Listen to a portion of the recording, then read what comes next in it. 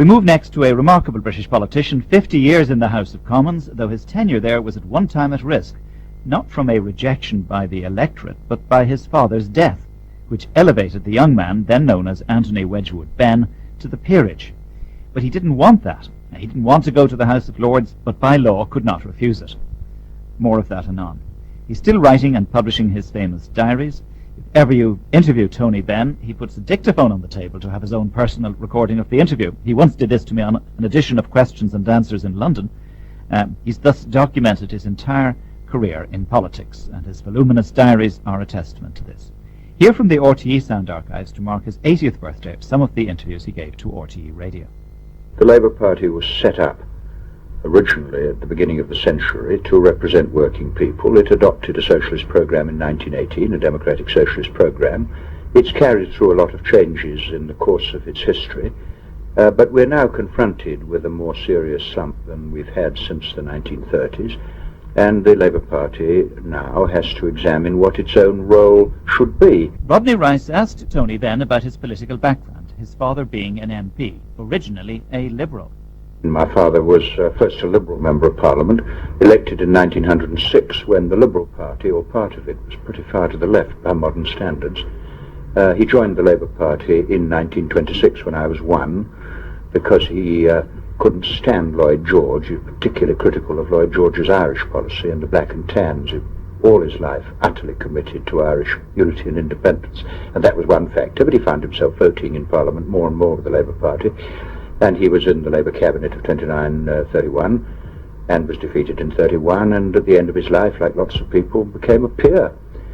George Brown, Fenner Brockway, Reg Underhill, many people became peers, and he did during the war.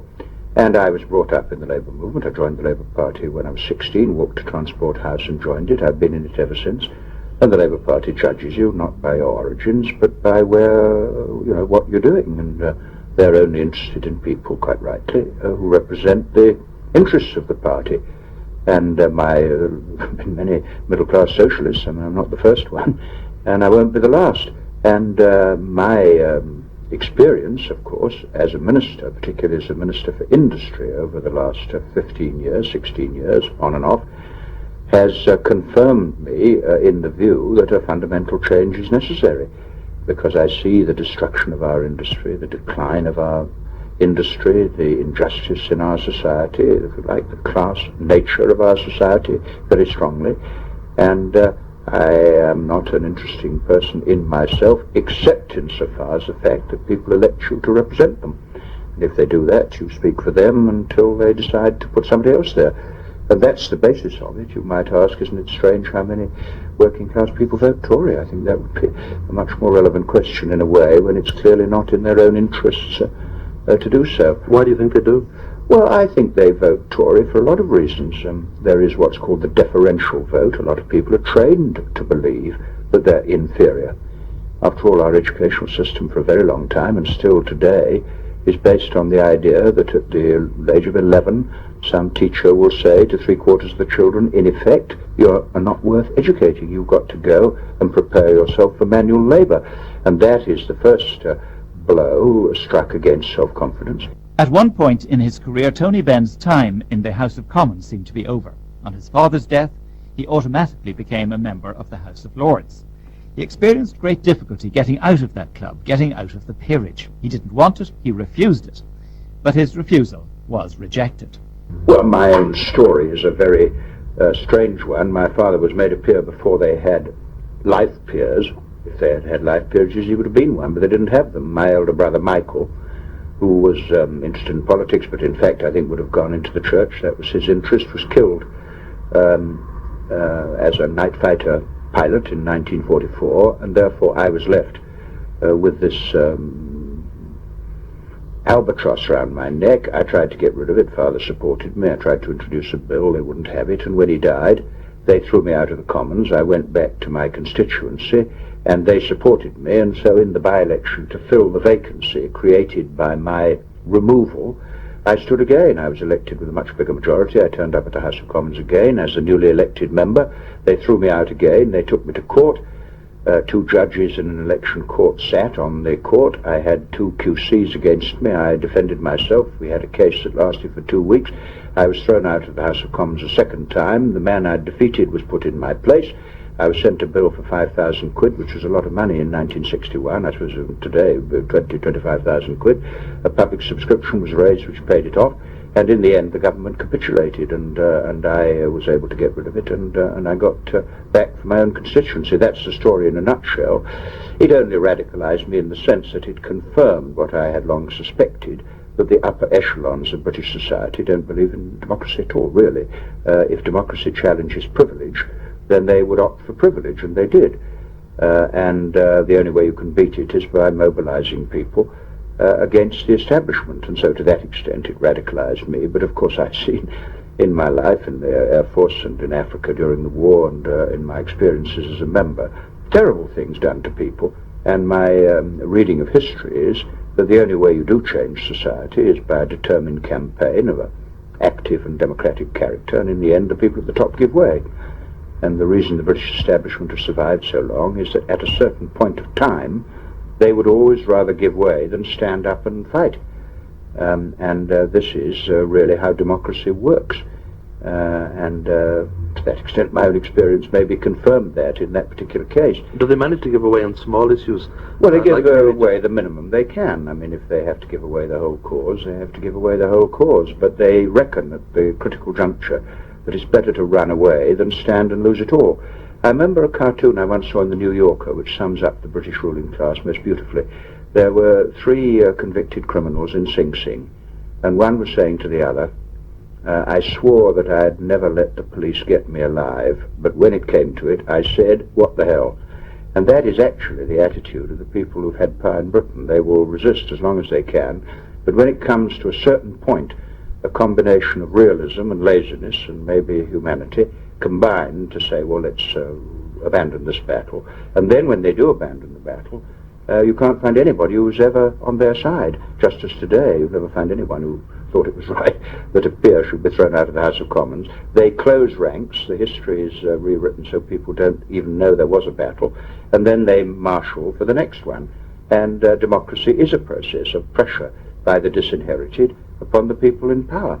And that's how it actually works. And once I realized that, I learned an awful lot about democracy. And if you do block off the route of peaceful change, then of course you end up in violence, and I'm totally opposed to that. If the route of peaceful change is there, the right thing to do is to organize support until you get a majority, and then you know that the people at the top will give way.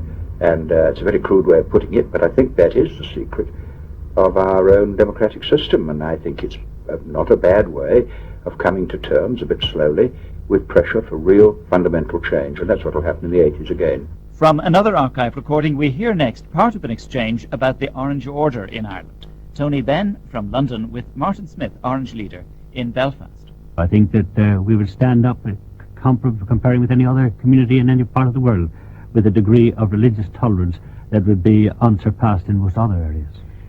Tony Benn, welcome to the program by telephone. Yes. You oppose the government support for the 1688 celebrations. Why?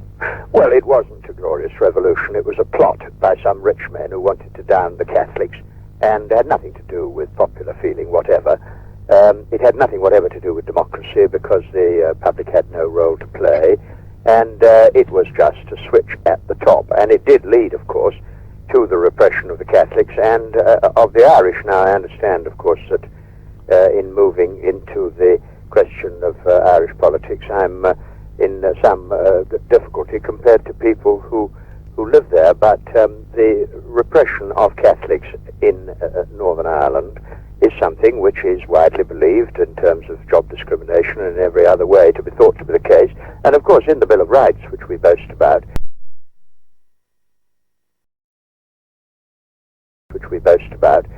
there was a reference to the need to keep papists out of either House of Parliament. And I think to go through the farce of pretending this was the birth of democracy in England has to be exposed. There are British troops in Northern Ireland today. There are American troops in Britain. I was born in the heart of an empire. I live in an American colony. So most of our amendment, which was put down in the House of Commons, was about really stating what our liberties ought to be now. And it had a much more of an English dimension, though it did allude to the old Labour policy, and indeed the old Liberal policy, I might add, of withdrawal from Ireland. Tony Benn, like his father before him, has always taken an interest in the Irish question. In the Labour movement here, that this is not just a question of national aspirations, but it is also a question of what the real problems are.